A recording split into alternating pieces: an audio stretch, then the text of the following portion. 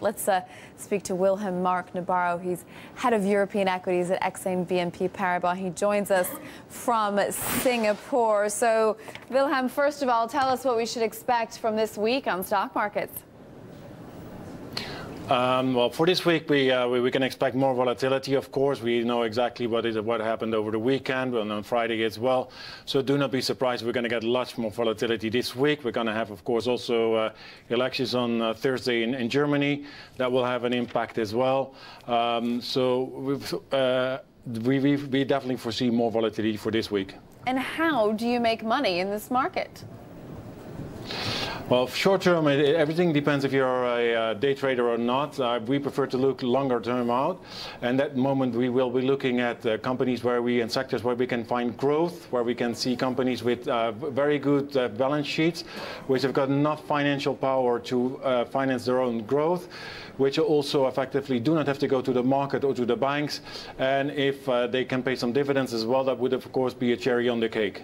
I just want to go through some of the companies that you've identified that fit this description. Royal Dutch Shell, tell us why you like that stock. That's a company we like very, very much. It comes back from a very, very difficult period. Everybody remembers, of course, the reserves where there was a problem. If we look how they went through it, how they reinitiated all the reserves, how they got back onto the market. If we look at their balance sheet, it's one of the biggest and the best balance sheets you can find around the world. And also see effectively what they are doing. They get more and more reserves coming up. Just to see what happened over there in Australia with Energy, where they got their hands on as well, together with PetroChina. They're paying very good dividends. They have never cut their dividends as well in their whole history. So and they've got very, very strong management on hand as well. So it's definitely a company we want to have a look at. And why Vodafone? Because the dividend question is still an open one there, isn't it?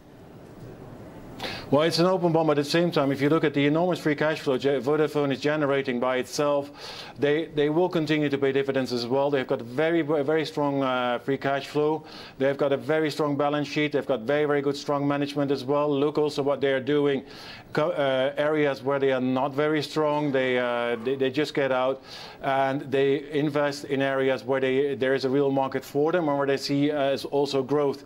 And that is something we definitely want to see. And that's also what we're saying. Vodafone is definitely one of the companies you want to have an investment in. Another space that you seem to like quite a lot is the luxury goods sector. You've got LVMH and PPR down here.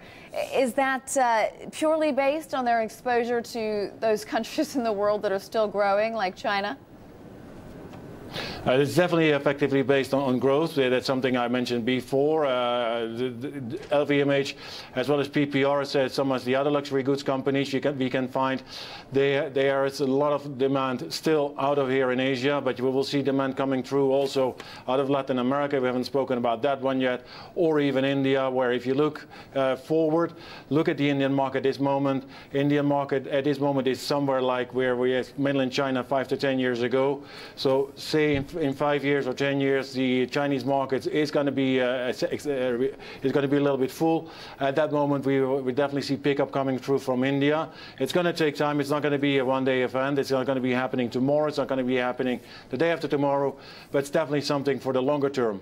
Now, one of the things that you noted was that for the first time since the sell-off in July, last week we got cyclicals leading the sell-off, and tell us what that means about what investors are concerned about. It's recession, isn't it?